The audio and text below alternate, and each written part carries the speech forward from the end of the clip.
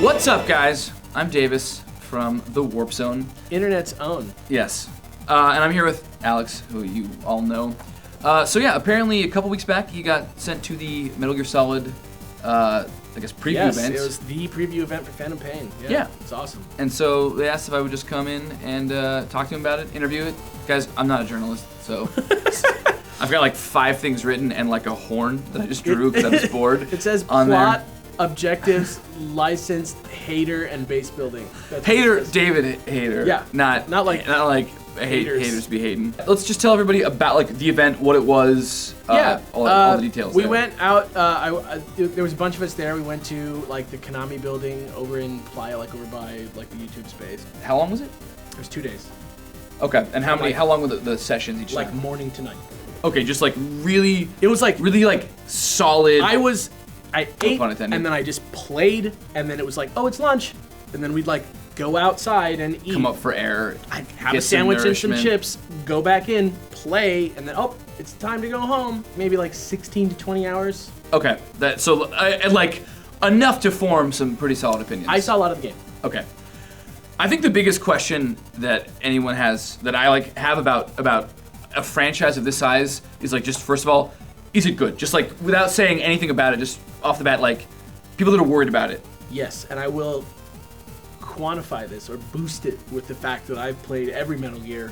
I love them all. Okay. I have high expectations, and I was very much satisfied. I will tell you, I am probably most excited to play this one of all of them, and I've already played. And you're still like, your excitement is maybe even more so crushed that I don't get to keep that save file. Crushed. Just look, you get to remake new memories. We can't get into specifics. Right. Yeah. Which is almost normally when an embargo doesn't want you to talk about stuff. Yeah, we're. I mean, this was a preview event. It wasn't a review event. Right. So I'm still under like ND. Like they still probably have things to say about the game, so I don't want to step on their toes. And I mean, it's Phantom Pain, man. Like. Yeah. This is. The good thing is, if you're a Metal Gear Solid fan, it's good. So like, awesome. Yeah, I think you'll be happy with the game if you like Metal Gear. Gameplay-wise, what were some of the new, the things that really stuck out to you that either they refined from previous ones or kind of new things? Okay. It's an open world. It's a sandbox instead of a... Yeah, that's the main... Like, it really changes the flow of it. So, like, you played Ground Zeroes. Yeah. And if you haven't, like, you should, especially if you own this PlayStation 4 now, right? I think the hubbub of it being $30, like the whole price thing, is far enough away. It's cheap now. I just played it. It's really good. It actually, like, I was like, we gotta talk. Like, it's better than I thought it was gonna be. Yeah, it's that sort of like interface. It's vastly improved. Like, it's very tight. It looks better. He moves a lot more fluidly.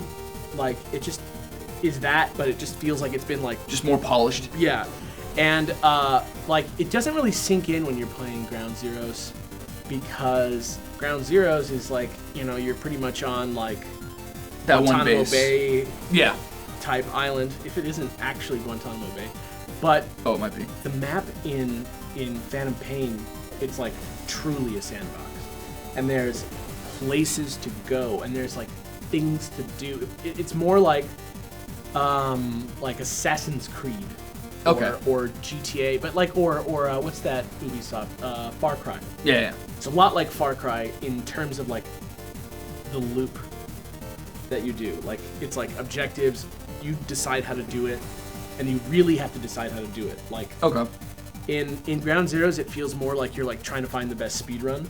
This is like, there's so much to do that you really like get to pick and choose, and there's just like, you kind of like develop your own play style as you like exist in this. And that's the. Oh my god! What? You okay? What? Did you just have a nightmare? I don't know. He really wanted to be on me, and now he's just like jettisoned himself off you.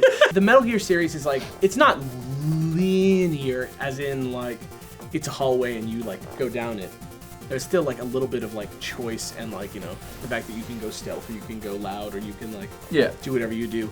But in this, it's really like, in terms of like comparing it even to Metal Gear 4, Metal Gear Solid 4, it's like almost a different genre of game. Right.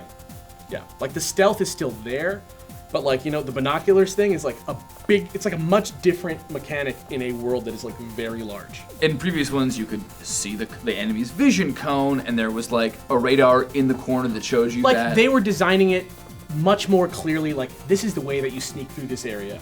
This one, it's like very much like up to you. Okay. Very cool. That's kind of the feeling I got when I played through Ground Zeroes, and why it was like at first jarring, but then I got really excited about the possibilities. They set you there at the edge of the base and like, go get him. Yeah, the first soldier. time that you like realize like I can just shoot a bomb over there, and everybody will just go over there, and then this whole area I can just get right through. Like that's the level of stealth that we're talking about. Like you can really, it feels like you're really sneaking through something that wasn't expecting you to be there. It's really cool. Let's talk about a controversial thing that I have my own opinions on, but I want to hear it from you because you've played enough of it. Sure. The Kiefer Sutherland, David Hayter like mix-up. Right. So like everybody, and me too. Like I was definitely guilty of it in the beginning when they recast, because if I'm mistaken or not mistaken, everybody else is their same voice act. Like the guy that does Otacon is the new Otacon. Like they're all the same people except for for Keith. Well, as far as I know, like at like passing glance. Yeah, like it seems like he's the one who's been replaced. I think that what Kojima says rings true.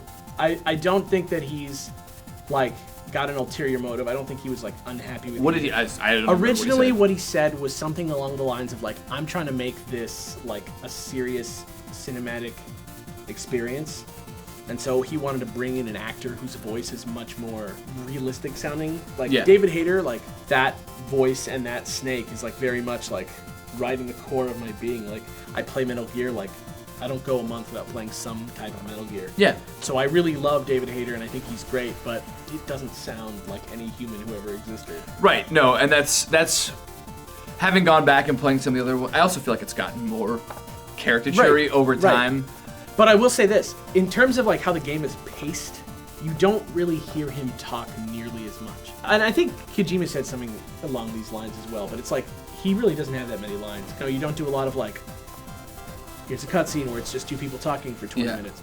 Like, it's really a lot more just like him saying a few things. And then there's like, you know, extended periods where he'll say like a few things, and then it's like, back to like you playing Assassin's Creed, where there's like not a lot of like there's not a lot of like plot driving the action like there is in the other games so much. Like the plot's definitely there, and it's definitely still like a very like Metal Gear-y plot that is like very like fleshed out and legit. You find tapes and stuff, and there's just like you just get like little snippets, and it just sort of like builds this whole big world around you, and that's really great. The thing that's cool about the game is that it never really goes to like, there's not a lot of like menus. You know, like the helicopter sort of mechanic in Ground Zeroes that you can kind of call it in and like get on it if you want. Yeah. It's like very much that way in Phantom Pain as well. Like you can just kind of like go back and forth from your base to your mission area, you know?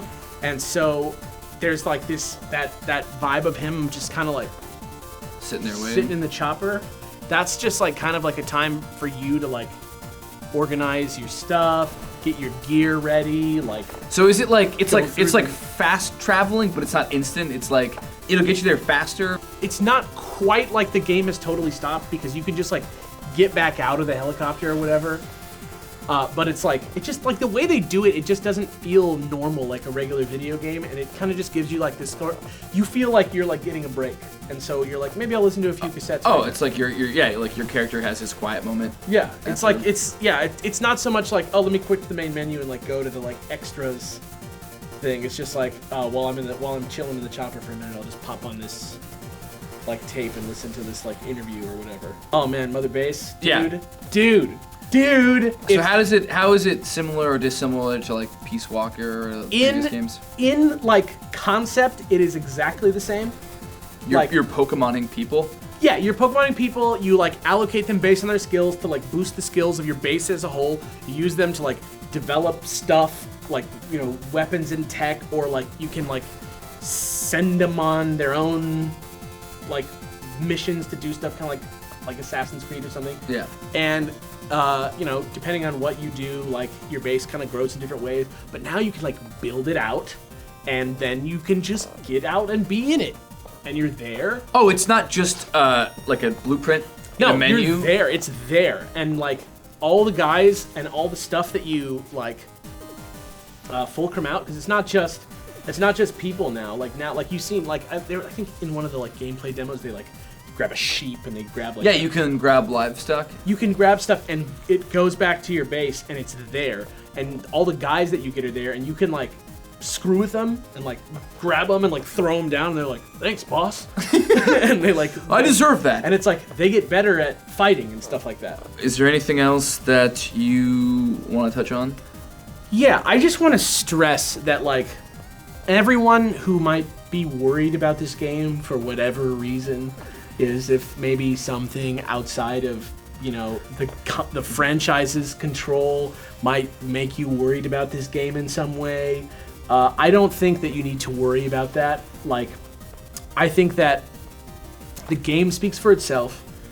I think that, you know, if there was some bad PR to be had, I think that what might happen is that this company might be kicking themselves after this game is a huge success.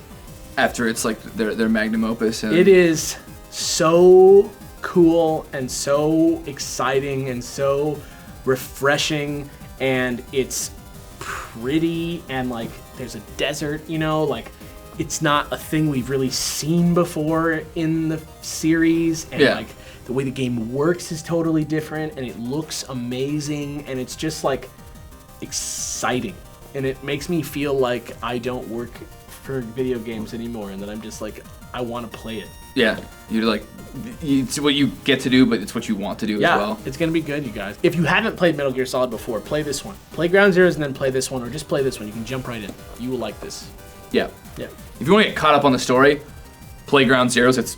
It's pretty important. It caps off some events and gets you caught up, and they do a good job of it, like, too, getting you caught up in that game, and it's cheap. It's free on PlayStation It's the Plus. tanker chapter. Well, cool. I think that's as much as we can get into for now.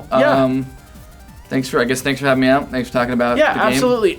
If you have any questions for me about the game, and they don't break NDA, you can find me on Twitter, ask me, you know. Leave comments. Yeah, leave comments. Thank you for watching. Thank you for doing this. Dude. Yeah, I just didn't want to write anything, and I thought this was like a cool alternative that's just like a little bit more fun, so thank you. No problem. Yeah, let me know if you want to see something like this again. See you later, guys. Thanks, Gerard. Yeah, thanks, man.